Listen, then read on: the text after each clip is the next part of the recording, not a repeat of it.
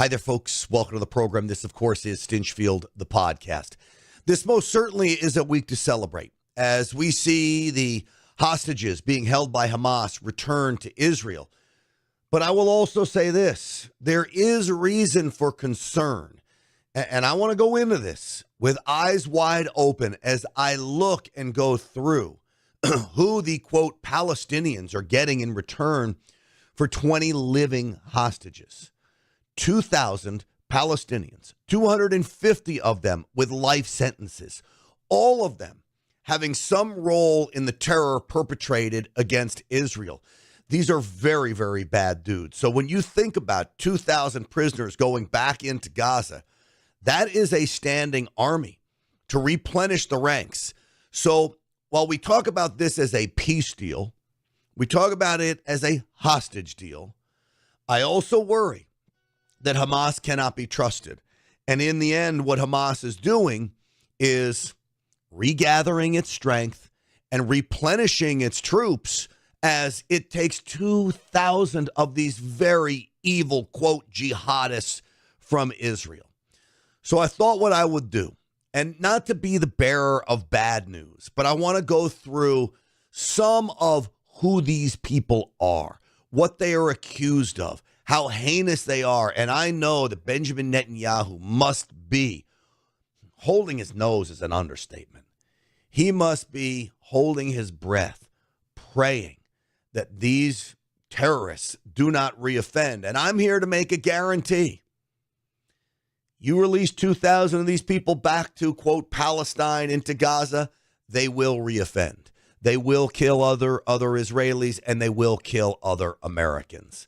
Now, President Trump may say to me, like he said to Benjamin Netanyahu, hey, Stinchfield, why you being so effing negative? I'm being effing negative only because I want the world to keep its eyes wide open as to what this, quote, holy war means to these radical Islamists. And they will not stop until all of us are eradicated from the face of the earth. That's not happening, by the way. We know it. They just don't know it. So that's what we're going to talk about on the program today. Before we do, I want to tell you about my friends over at Patriot Mobile, patriotmobile.com/Grant. You get to keep your phone, upgrade your phone, get a new phone. You get to choose what network you want to be on. So Patriot Mobile has access to the 3 big cell phone networks in America. So you choose what network you want to be on. But you know that a portion of the money you pay for your mobile phone service will go to ensuring that voices like mine are loud and clear on places like Rumble and beyond. You will know that a portion of your proceeds will go towards veterans and helping them thrive after their service to America, to defend our gun rights, to defend free speech, to protect the innocent and the unborn. All of this, Patriot Mobile is committed to, including putting 10 commandments in classrooms across the country. This is what you get with Patriot Mobile, I urge you. 100% U.S.-based customer service, a performance guarantee like none other. Switching literally only takes minutes. They'll make you a deal to do it. Go to patriotmobile.com/Grant. Use the promo code GRANT for a free month service, or just call them at 972-PATRIOT. That's 972-PATRIOT, and you tell them that Grant Stinchfield sent you.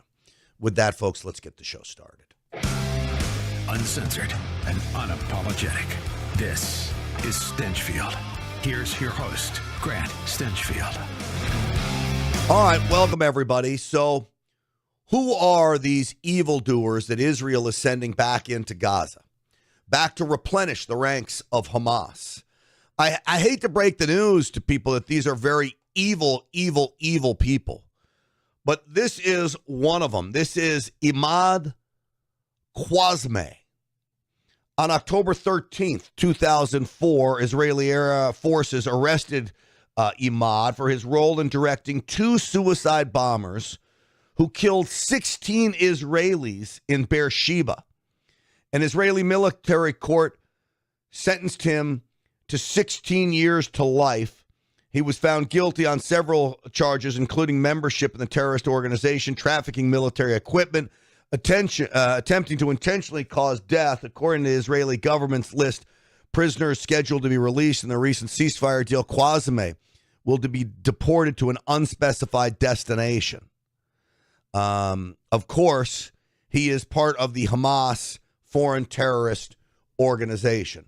So that's just one of the goons that will be released by Israel. These people are committed to killing all of us, not just Israelis and Jews, but Christians. Christians are non-believers in the mind of a jihadist, in the mind of a radical Muslim, quote, holy warrior. They want nothing more than to march us out on a beach someplace, drop us to our knees, and lop our heads off. So when we release these people, to me, quite frankly, is frightening. They will be back on the streets plotting and planning. I know Benjamin Netanyahu is aware of this. Is the rest of the world aware who is actually going back? 2,000 of them, 250 of them, life sentences, like this guy. Looks like a real winner. Ismail Hamdan. He is a member of the Fatah. He was arrested in June of 2003, convicted by an Israeli court for kidnapping and murdering Avi Boaz Braverman. Hamdan and other assailants seized Braverman at the Belt Jala checkpoint in the West Bank. They took him to nearby Beit Shaur, where they shot and killed him. The court convicted Hamdan of firearms possession, murder, and other offenses. That guy will go back. Look, he's been in prison for 20-something years. He had life in prison. He's out. As we go through this list of who's out, and it's important you see every single one of these, because my biggest fear is you're going to see their faces again on a wanted poster for orchestrating suicide bombers to go attack Tel Aviv, Jerusalem, who knows where. Look at this guy's first name. His name is Jihad Raoum. Tanzim is his affiliation, another terror group. Jihad Raoum was arrested by Israeli forces back in 2002 for the murder of Yuri Goshtin. Media reported that Goshtin's body was found in Ramallah with signs of abuse. Furthermore, a statement broadcast over loudspeakers in Gaza declared that the Al-Aqsa Martyrs Brigade, the Tanzim affiliate, had carried out the killing, saying it was a retaliation of the death of a 15-year-old Palestinian boy the previous day. A military court convicted Raoum of the murder and sentenced him to life in prison plus an additional 20 years. So this cat killed a 15-year-old boy. These are evil people, man. Very, very evil people. Amin Sharket, Israel's Shin Bet intelligence agency and Jerusalem police arrested him in 2005 for the murder of 2 security guards at a construction site. An Israeli court sentenced Shakurat to 2 life terms for his role in the murders. He's on the list of government detainees to be released. He was convicted of the intentional death, possession of firearms, and other offenses. He will be deported to parts unknown at this point. These are very, very evil guys, by the way. Balil Ajarmeh. Now, I know many of you don't want to hear this, but I think it is important that we lay out who is being set free. They arrested this guy in the West Bank town of Silwad in 2003.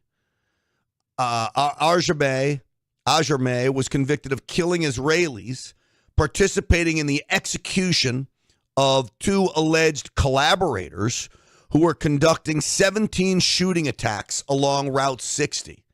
He was initially sentenced to 12 years, but after appellate proceedings, the court increased his punishment to life terms, including an additional 20 years. So he's responsible for 17 shooting attacks. That's what he's responsible for planning. Again, these are just some of the people that are being released. There was a reason why Benjamin Netanyahu didn't want to make this deal early on, and you've got to ask yourself, as you think about this deal, releasing 2,000 of these goons for 20 Israeli hostages. And I am so happy for the Israeli hostages themselves and their families that they're finally coming home. Should we have just made this deal earlier and stopped a lot of the killing? Maybe you could have saved more hostages' lives if this deal was made a long time ago. Maybe the deal couldn't have been made earlier. Maybe it was President Trump, and I do believe in many respects it was. There's no other president. There's no other individual on the face of the earth that could have gotten this done. And that goes back to his bombing of Iran, taking away their nuclear capabilities, which basically took away the ability of Iran to back Hamas in such a strong way. And once you don't have nuclear weapons, you're basically cut off at the nuts. That was President Trump. Then going to the Arab nations, getting them on board with pushing Hamas to make a deal in this direction. All thanks to President Trump. There's this guy, Mahmoud Issa. Mahmoud Issa was a military commander in Hamas's Al-Qasim Brigade, established first Special Operations Unit, known as Special Unit 101. It was tasked with kidnapping Israeli soldiers to exchange them for Palestinian prisoners held in Israel. Issa was responsible for the kidnapping of Sergeant Nissam Toldano near Lod on December, going all the way back in 1992. At the time, Hamas demanded the release of its founder, Ahmed Yassin, in exchange for Toledano. When Israel rejected the demand, Toledano was murdered by his captors. The IDF arrested Issa at his home in June of 1993. He was later sentenced to 3 life terms, plus an additional 40 years for his role in kidnapping and killing of Sergeant Toledano. Issa is destined for deportation after his release. Back to Palestine, I guess, or maybe some other Arab nation. That dude's a bad dude. He's the one who founded Hamas's special forces. You want him back? You think he's going to come back all happy, honky-dory, oh, thanks for being released? He's going to want revenge. That's what all these guys are going to want. They're going to want revenge that they were kept for a long time. Mohammed Abu Tabaik was a member of Palestinian Islamic Jihad who was active in the movement's student wing before joining its armed ring, the Quds. Tabaik participated in preparing explosive devices and belts and took part in the Battle of Jenin in 2002. He was arrested by the IDF, later sentenced to 2 life terms plus 15 years for leading the Palestinian Islamic Jihad's operations in Jenin. Again, a bad dude who will want revenge. I can keep going, by the way. This guy, Bahir Badar, him and his brother Bahij were arrested in 2004. They were involved in the bombing of Tel Aviv. Israeli authorities accused them of the responsibility of the attack in 2003 that killed 9 Israeli soldiers. Israel sentenced him to 11 life sentences. He will be out. 11 life sentences. Killed 9 Israeli soldiers. That guy does not deserve to be released, but I guess you got to do what you got to do to get the Israeli hostages home. I've got 2 more to tell you about. This is Ihad Abu al-Rab. Al-Rab was the head of the Palestinian Islamic Jihad so-called armed wing, the Quds, again, the Quds force, in Jenin. Rab was arrested in 2005 by the Israeli military. Military court convicted him for a series of deadly suicide bombings, including a 2003 attack at the Stage nightclub in Tel Aviv and the 2005 attack at the Hadera market. He is being let out. These were attacks that killed and wounded many, many Israelis. You would have thought these people would have rotted in prison. Instead, they're being set free. And lastly, Rahid El-Amor, member of Fatah. El-Amor was a member of Fatah's Tanzim organization. He's responsible for a series of attacks during the, quote, Second Intifada. that killed 9 Israelis. Additionally, the court found him more guilty of murdering 3 alleged collaborators. He, too, will be released. These are very, very, very bad people. I hate the fact that they're out. Those are 10 of them. There are 250 with life sentences, some who did a lot worse than this. I saw this guy, Muhammad Al-Khil, on my phone. Muhammad Al-Khil, a convicted terrorist, responsible for the 2002 Karkur Junction suicide bombing, murdering 14 Israelis and injuring 50 more. That guy on his way out. Who do Israelis get in return? Alan O'Eel. This is an Israeli hostage. You know what his crime was? Going to a music festival, man. That's what his crime was, singing and dancing and having fun with his friends. But we're getting him back. God bless President Trump. God bless Benjamin Netanyahu. God bless these hostages. God bless their families. And may God wreak his wrath down upon these terrorists, Hamas, all of these goons that are being put back into a place where they could easily strike again. We pray it doesn't happen, but I fear it will.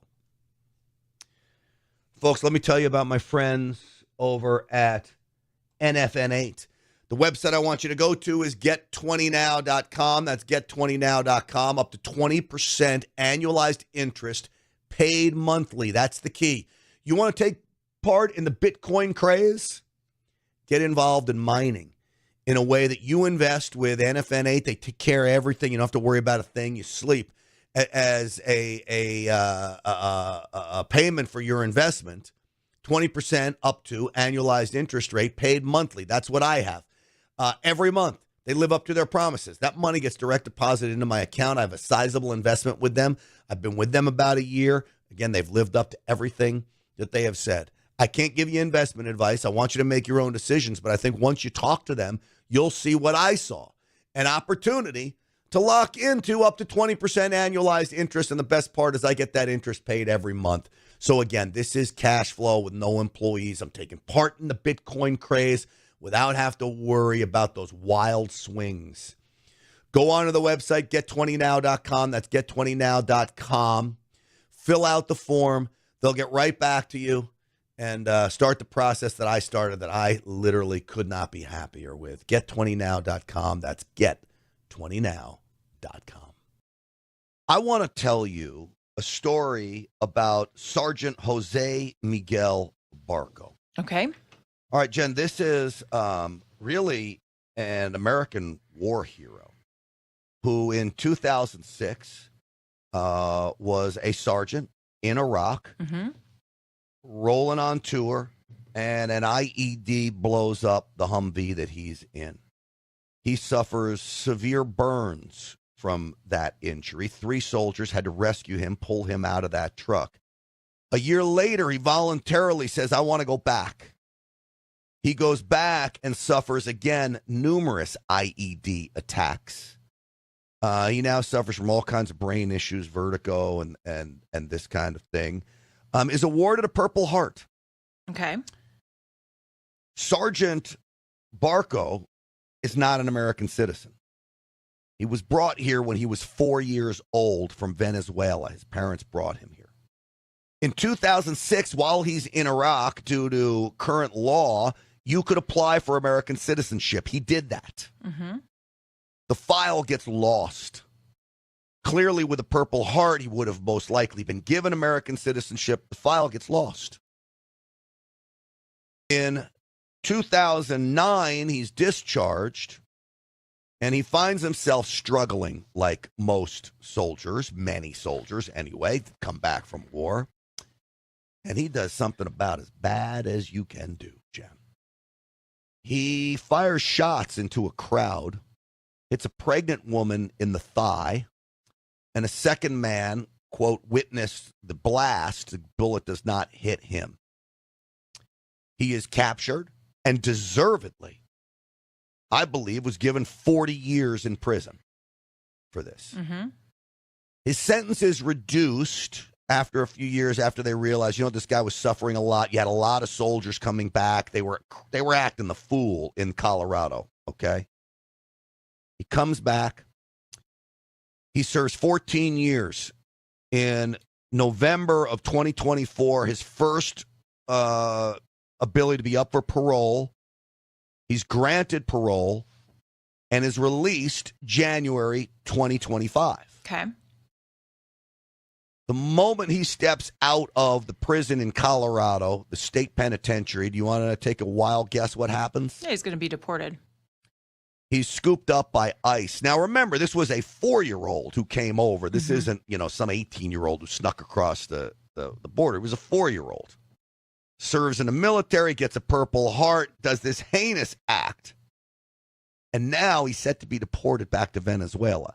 Venezuela says, we don't want him. So now he's still in prison, and he's fighting for his life, and he's saying, hey, my file in 2006, I should have been an American citizen, which would have allowed him to stay here then. And that's why you get due process, and that's what he's going to be able to show, is if he did it or not. Did what or not? I mean, if what happened to the file, I guess. That's none of this is in dispute. Right. It's the file's gone. It's lost. Then the government says, we don't have the file. It's lost. His lawyers say, we submitted the file. And this has been fighting to find the file since 2006. None of this is in dispute. This man is set for deportation. His due process is over. They just can't figure out where to send him. Venezuela doesn't want him. Mexico is on the list, and Cuba is on the list. Oh, jeez. So here's a 4-year-old. Now, I don't know what to say about this, Jen. I honestly don't. At 4 years old, I think in many respects you're a victim of a crime when you're brought to the country illegally. I don't think you're the criminal. I think your parents are the criminal. You fight in war, you win a Purple Heart, but you shoot a pregnant lady in the leg, you're an animal. What in the world are you doing? This one's a tough story. It's got lots of layers. But I think we have to remember something that we say a lot, and that is the law is the law, and you can't pick and choose how to enforce it, even when things are kind of gray areas, right? And so he is not a citizen in the eyes of the law. He did commit a crime, and that's why he'll be deported, and probably rightly so. But now, here's where I get into the wishful thinking part. I've always believed that for every leftist out there who wants to fast track citizenship, I've always thought a great way to do that is for those who honorably serve in our military and who complete military service and do it with honor and dignity should be given citizenship. I think that actually is a qualifying reason to belong to our country. At the time, that was a qualifying reason as an illegal to become a citizen. And by all accounts, even the government acknowledges he most likely would have been given citizenship if they didn't just lose the file. That's the problem. So what do you do now about this guy? And look, the parole board said he went and got his GED in prison. He did all these great things in prison. He turned his life around. He showed remorse. He's done all these things. He's a Purple Heart winner. He fought for America in Iraq. Now he has permanent hearing loss, severe burns all over his body. And you're going to send a guy back to a country he doesn't belong to. No, I think it's hard. It's hard. But I also I'm surprised that they're not willing to give grace if they are. If the government is acknowledging that there was a problem with the file, why they aren't giving grace? What's the reason for that? Do we know? We don't, and it's a good question. There's been some local media coverage of this story in Colorado. His wife is the one who reached out to me. I would not have known about this story unless I got an email yesterday afternoon from his wife that says, hey, can you help? And through a series of emails going back, I need to know the exact details. They didn't want to tell me the exact details that a pregnant lady was shot in the leg. Right. That's an important detail. Okay. Shooting anybody but a pregnant lady. I mean, come on. Now, I don't know what the answer is. I'm tempted to bring this gentleman on, let him tell his story. Let people decide what they want to do with him, because I don't know. I'd love to hear from people. 855-785-8255. 855-785-8255. What would you say to this guy? I have you win a questions Purple about Heart, the file. I really do have questions about the file. yeah, do you think that maybe we're being lied to, that the file was never submitted? I think maybe something is going on like that because, here's the thing. If you realize that the government lost your file 20 years ago, you'd probably go back to the government 20 years ago and say, hey guys, here I am. Here's my Purple Heart. Here, you would do all that. Well, remember, 2006 is when he allegedly applied. 2009 is when the murder occurred. Maybe in that process. Yeah. Maybe. So now there is a possibility that maybe it was never applied for. I feel Right? like you're getting the side of the family, and we probably need to hear what the government has to say about that too. You get the side. Yes, the only thing the government would have to say is whether or not they actually had the file Right. or not. And so what I'm saying, all the other things that I've told you are 100% absolute fact. Mm-hmm. Beyond dispute. I've looked it up. I've researched it. I got But it. that's really at the realm as to why he's not an American citizen right now. We're talking about deportation. But I don't even know if, well, it would have made the difference if he got it. I don't know if you can go back now and say that. Now I think it's just a question of, do you show grace? Do you give him? You can't, and they won't. Department of here's what I Homeland would Security think. now will not show grace. It's equal application Even to a of the Purple law. Heart winner. I think so. I really do. Boy. I mean, you've heard Kristi Noem say that they can't pick and choose which law. You can't pick and choose which laws. You get blown up in a United States Army Humvee That's fighting for America. why you can't let that stuff go. I mean, if you have a Purple Heart and you're qualifying for citizenship, you don't let a lost file stand in your way. Yeah, You don't. and you don't shoot. And then at you don't pregnant go and people in the shoot crowd. somebody because I'm telling you, without that, this wouldn't even be a conversation. They blame PTSD and all this stuff, I'm but sure. I hate that blame because I know plenty of members of the American military who are veterans that have PTSD and are not violent. That is not a symptom of PTSD. You still is have shooting into a crowd. You still have to own your actions, and You have every to. action has a counter And reaction. I think he has. So anyway, it's a fascinating story. In many respects, I feel for the guy. Yeah, absolutely. But I understand the deportation as well, so we will see how it plays out. Oh, boy, here we go, folks. President Trump has ordered the prescription reserves of the United States to be refilled. Prescription medications are national reserves. I believe we're going to see a major shortage in prescription medications as President Trump also threatens 200 to 250% tariffs on prescription medications coming in from out of the country. Do you know 90% of the ingredients to make prescription medications in the United States comes from China? That's a national security risk. So I'll ask you this. This is made in America prescription medications. 8 of the most common in this kit from the Wellness Company. Are you hoarding prescription medications like I am? You better be, because this could become a national emergency. You got ivermectin in here, you got a Z-Pack in here, amoxicillin, and then, of course, there's the field pack. When I say hoarding medications, I mean it. Look at this. I got plenty of prescription medications thanks to the Wellness Company. I want you to go on twc.health/grant. Get your kit today. See which one is right for you. Use the promo code GRANT for 10% off. And I promise you, you are not going to regret it. twc.health/grant. And then don't forget, there is the Parasite Cleanse. 60 million Americans suffer from parasites. Mebendazole and ivermectin. Only the Wellness Company offers a Parasite Cleanse like this, sold out 3 times. You want to get these worms out of your system? These worms right here. Let me show you. Right there. It's absolutely disgusting. That's in salmon. Well, the Parasite Cleanse can help you do it. twc.health/grant. Use the promo code GRANT. Go through their whole website. They are great. So I want to get this straight. Gavin Newsom is now saying that we have got to pay restitution to slaves. Mm-hmm. So we're going back down this same issue. So he's been promising restitution to the slaves for a long time. It's been a campaign promise. Reparations. Right. But we didn't have slaves in California. So that's a pesky fact that he has to really try to figure out. What about the fact that we don't have anybody that actually owned slaves in California? This is true. No slave owners, no slaves in California. Mm-hmm. Can you find me a slave in California? Now, there are some, not to take away from this, but there are some I would call the illegal alien trade of sex trafficking, slaves, child trafficking, child labor trafficking, those kinds of slaves. But the old plantation worker that we experienced, black folks being used as slaves, I don't think that's happening in California. Well, it never did. California was not a slave state, ever. Check it out. So then why are they going to take money from you, Jen?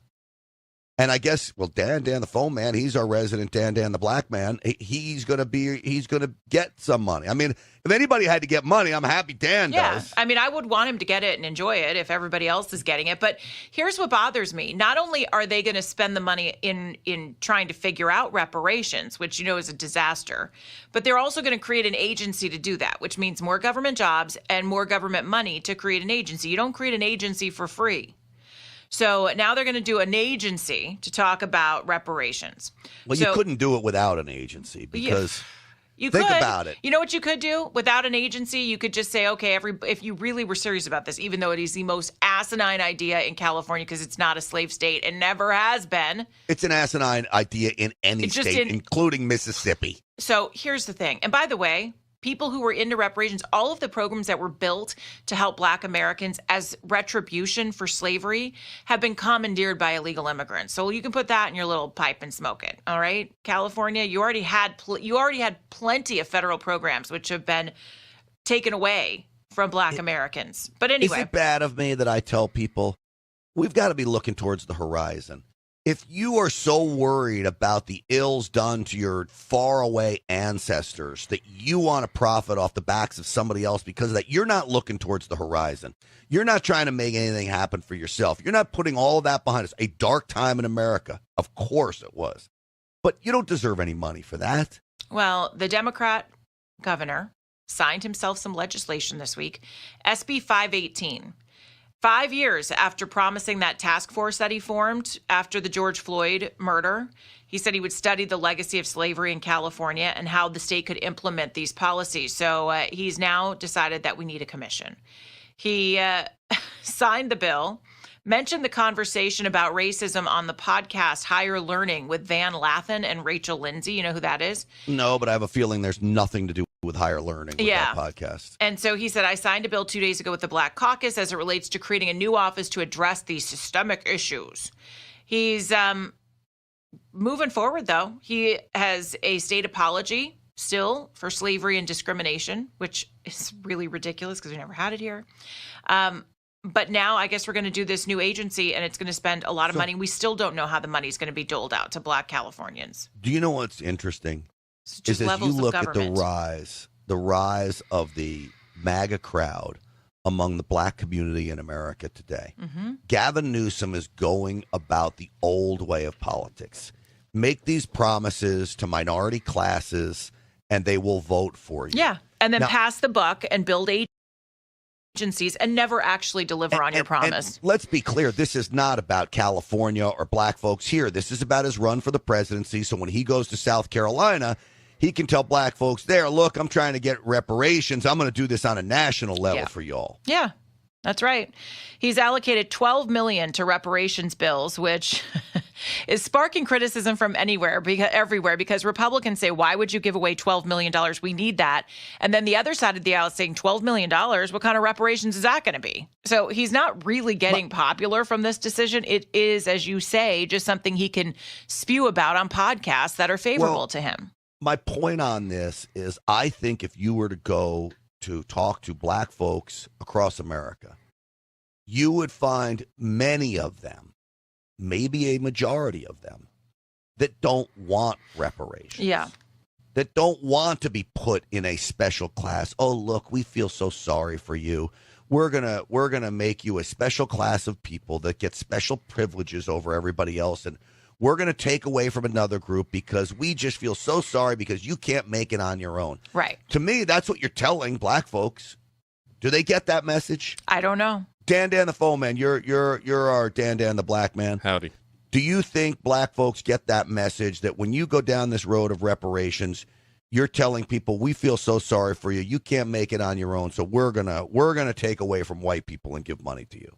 Yeah, I don't think that's the message getting out there. I think it's an acknowledgement of, hey, we're sorry about this happening to you, and I think that's more where it comes from. But it didn't happen to them. Right, but historically speaking, I think that's what they're saying. But I'm not in favor of it, but I'm also the opinion this is not going away. So there has to be some sort of ultimatum here because, like, at some point, it's whack-a-mole. It just keeps popping up. So at some point, I'm like, I really don't care. Just make a decision one way or the other on this. It pops up every time you start to have an election come around. That is true. Now Every time, right? So think about the battle against woke ideology, trans people in women's sports, that we're winning that battle right now. And it was everywhere. Remember, Target, all the corporations were on board with this stuff. We're winning that battle. I think this falls into that mix. You don't, Jen? No, I do. I think it could be. Yeah. And I think here's the thing that I think is really ridiculous is that I think once again, Democrats just use minorities to bounce off of to try to get to their next job. And they have no intention of really helping. Gavin Newsom is going to offer this money to build a commission, and nobody's ever going to get help from him. He's just moving on. It's a talking point for him, something he can say that he tried to do, but he's going to be able to pass the buck to a commission who's not going to ever be able to dole out the money. So, yes, look, I think that we change the way people think about things as a movement, but I think it shows you again how Democrats are kind of soulless when it comes to this stuff. So, again, let me just understand how this went down in California. We had, I guess it wasn't a commission, it was a study group. It was he appointed a commission, which after George Floyd died. So the commission convenes and says, here, we think you should give what was some ungodly number, like an amount of money to Black Californians. Crazy, like hundreds of thousands of dollars. Per person. And yes. so Newsom's like, whoa, guys. And so they were the Black Caucus was going to vote on it. Remember, our friend Bill Asaley was in the assembly, and Newsom said, you need to pull it. We can't do it. So they pulled it off the agenda. The reparations people in the chamber were ticked. Bill Asaley says, what are you mad about? And they said, well, they didn't want to vote for this. So Bill Asaley actually called for the vote on reparations to put Newsom on the spot on the floor of the assembly. Okay, brilliant. And so that goes on. That gets pushed under the rug. And then now Gavin Newsom is back again because the Black Caucus hasn't let this go. And he says, well, now we're going to create an agency so that I can be out of the state when you guys figure out how to give the money out. But it sounds to me like it's a study group to look at the agency first, right? It's about building the agency so they actually figure out how to dole out the money. Okay. So now you've had a study. You've had a study to study the issue. Mm-hmm. Now you're just going to call it an agency to study the issue. Correct. All you're doing is studying the issue. And who never gets it. Never getting paid out. This is never happening. I hate to break the news to you, everybody out there, especially black folks who want the money. This isn't happening in California. It's not happening nationwide. But Gavin Newsom will use it but he'll still for spend his presidential campaign. Yeah, and use $12 million of taxpayer money to do that. That's a drop in the bucket for the amount of money we're losing on a daily basis. I know, but we're already so overdrawn. Like, it's enough. I say this facetiously. You understand that, right? The $12 million is drop in the bucket. Facetiously, Jen. Facetiously. All right, I'm going to ask you a legitimate question, and I want you to be honest with me. Does my skin look clearer? Do I have more energy than I've ever had before? Can you tell a difference? Do I look like I'm in better shape than I've ever been? Well, the Energized Health System, the protocol, has really helped me transform my life from a mind, body, soul basis. Now, this protocol is about intracellular hydration, getting hydrated at a cellular level. And man, the difference that it can make is unbelievable. Whether you want to lose 200 pounds or you're like me and lose 15 pounds in just a couple weeks on the program, this is what Energized Health can do for you. It's based in biblical principles as well. So we're talking about a total mind, body, soul program that'll have you happier, that'll help you build upon your relationships, and will allow you to do the things that you've always wanted to do physically. So whether you're 85 or whether you're 18 and you need to tighten things up, EnergizedHealth.com is the place to go. I love these guys. They've also got a My 555 challenge, 5 pounds, 5 days for just $5. Can't be beat. Go to EnergizedHealth.com. Check out the masterclass to see what getting hydrated at a cellular level can do for you. It changed my life. Let it change yours. All it is a click away. EnergizedHealth.com. We also may have a brand new challenger into the mayor's race, which has been pretty quiet. It's just been Care Bear sitting there by herself. Austin Butner, who is the former superintendent of the LA Unified School District, has said that Karen Bass is failing on crime. She's failing on the fire. His mother-in-law lost her house during that. And so he thought, you know what? I'm going to challenge her. It seems that he's thinking about getting into this race. There's always the question about what Rick Caruso is going to do as well. Is he going to get into the governor's race? I think that would be a waste of time. The mayor's race, perhaps he has a chance. But I don't know. I guess we wait and see. Austin Butner is thought to be next to jump in to challenge Karen Bass. If Rick Caruso, you raise a very interesting prospect here. Yes. If Rick Caruso got into the governor's race as a Democrat, that would be very, very interesting. Do you think? I think it would make no difference at all. Well, who's the front runner in the governor's race? Now, it ain't Katie Porter. Well, you know, I told you what I predict is going to happen. I think they're going to push. I think Padilla is going to get in the race. But I think with Rick Caruso's money, Caruso is much more engaging than Padilla But is. here's the thing. The Democrat machine would never get behind Rick Caruso. And let me see if you've been listening to my lessons here on this program. Do you know why that is? He's not Hispanic or black. No, he's not controllable. That's the problem. They'll take white people. Look at Newsom. But the Democrat Party needs somebody that they can control behind the scenes to do their bidding for them. And that's not Rick Caruso, because even though he tries to trip over himself to be a Democrat, he isn't going to be controlled by the machine. So who is that at the top of the machine? You know, we say nationally, we know Barack Obama seems to be the top of the machine for Democrats. I wish I could tell you. I can't tell you who pulls Nancy Pelosi? She's probably one of them. I mean, but there is Gavin Newsom? There is a California machine. No, he's been used by the machine. Well, I would like to know who the machine is. I know. I would too, actually. But it's unnamed people, unnamed power grabbers who just, I'm sure they're union people, the teachers union. You've got the environmental people. These are the ones that bring all the big money in, and they want all of their stuff Well, what you're through. saying, though, then, is you've got to have a meeting of the minds, like some kind of a villainous roundtable to decide who's it going to be. 100% happens. In fact, there was a story, I think I just referenced it to you when we talked about this on Friday. There was a story from Politico about a month ago that said California's political class, so I call them the machine, they call themselves the political class, met to determine whether or not, or to pressure Alex Padilla to jump into the race. They want Padilla because he's a robot. Katie Porter, a robot, an angry robot, but a robot. Oh boy, is she angry. And just more and more comes out every day of her. Yeah, angriness. And Newsom's a talented robot because Newsom looks like he's in control, but he does whatever he's told. Think about this. We haven't even mentioned this yet today. So this is just more evidence that this guy is a robot doing whatever he's told. So Senate Bill 79 is the one that a lot of people have been upset about. Basically, it will allow for densification is the word that they're using, of travel hubs. So what they're saying is if you live within a half mile of some kind of travel hub, that all new developments in the area have to be high rises. And so the people in the Palisades have been going nuts about this because really a half a mile from like a transit center is basically everybody in Los Angeles. Within a half a mile of almost every house, there is a bus, there is a train, there is some kind of mass transit next to you. It's just truth. So in Palisades, this would totally affect the way they rebuild, and they'd be putting up these high-rise buildings and destroying neighborhoods. And so the people of Palisades were asking for a carve-out on SB 79. Newsom signed it, no carve-out on Friday. Think about how in the world can Sacramento dictate to a town how they should zone their community. Yep. I mean, think about it. That is the height of arrogance. Yeah, it's the height of social. This is not free market stuff. This is just basically telling people what they're going to do. Now, this does get into a situation where it's a little different on a federal level between the states than it is for towns and the state. Okay, so between states and the federal government is very different than towns and the state government. States virtually grant the federal government the power. Mm-hmm.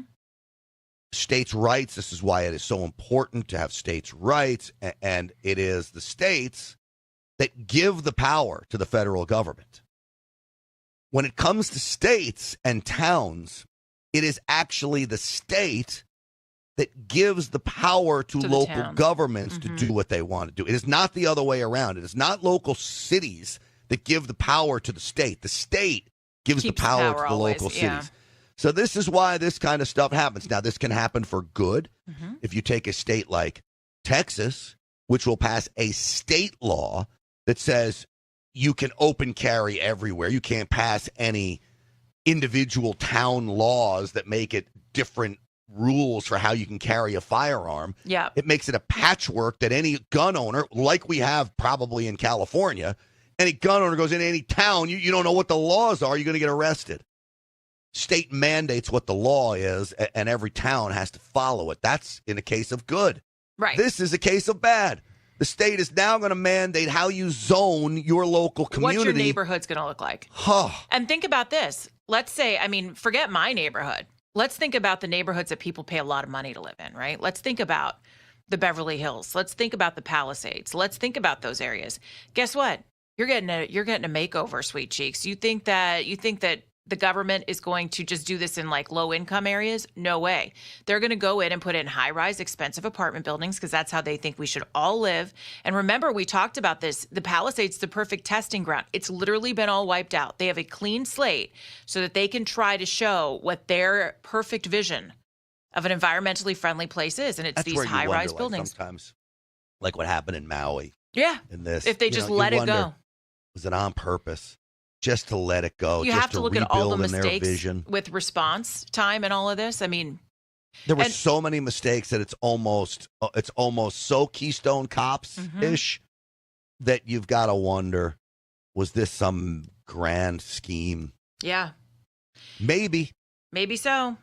Look, you can't say no to any conspiracies these days, So unfortunately. think about this. You rebuild the Palisades like that. You start doing this in Beverly Hills or Westlake or where, all these really nice communities. The home values are going to drop. You think you want some mansion next to an apartment building? Right. I don't care how fancy the apartment building is. You think you want it there? No. And for danger, for safety precautions, the Palisade neighborhood, they have a lot of like twisty, tiny little streets, the same way with like the Hollywood Hills and up in Beverly Hills too, those tiny little streets that if you start putting in high rises at the bottom of every hill, essentially. Yeah. Think about what that does to traffic and how people, if they need to get out of their homes, are not going to be able to do that. Yeah. It's frightening. Yeah, 100%. Already they were stuck in Palisades and had to park their cars and just walk. Remember that? So this is the reimagining of California, the redoing of California, the restructuring of California, all in a vision of scarcity and poverty. That's what will happen. It will be scarcity and poverty. That is not a place that you want to let happen. We've got to do everything we can do to push back. Densification is what they call it. I'll tell you what, I am so happy to tell you about a new sponsor of mine, the cryptocode.com/grant. This is a crypto trading system that literally takes the guesswork out of trading. It can be automated. You get trade alerts. There are the high setup probability indicators. All of it is going to be included in this system that is literally so simple to operate. So if you want steady profits, okay, if you want to build wealth, all with minimal risk, and this is the key, then the crypto code is for you. The cryptocode.com/grant. That's the website I want you to go to. So my buddies over there are running free seminars all week. This will take you through the process. They open up the playbook for you, all right? Now, as for the trading alerts that the crypto code offers, I want you to take a look at this. This is their win rate on this. 93% of the 2,175 trade alerts they have offered up multiple times per week, okay? 2,024 wins, only 151 losses for a 93% win rate. I've gone through and I've checked the math on this, and I'll tell you what, it's nothing short of amazing. So if you want to get involved in crypto, but you don't want to risk the farm, the crypto code is for you, and you're not going to spend tens of thousands of dollars for these. These trading bots can be very, very expensive. This is the most reasonable deal I've seen, and it may be the most successful trading bot and system and trade alerts all packaged in one that I have seen. thecryptocode.com/Grant. Go sign up for this seminar. You're not going to regret it. Trading involves risk. There's no doubt about it. Results aren't guaranteed. Terms apply. I'm not giving you financial advice. That's what the FTC wants me to tell you. What I want to tell you, though, is go to thecryptocode.com/Grant. All right, folks, that is going to do it for us. I'm Grant Stinchfield. Thank you so much for watching. Don't forget, Stinchfield 1776 on all the social media platforms. GrantStinchfield.com is the website. You get all the podcasts there. And please, if you're watching, subscribe to the channel, share the channel, like the video, heck, copy and paste the link if you want to, and share it on all of your social media platforms. This is how we get the word out there. So stick with me, please. Again, GrantStinchfield.com. That's GrantStinchfield.com. Stinchfield's Army rolls because of all of you. We'll see you tonight on the Real America's Voice show. Thanks for watching, everybody.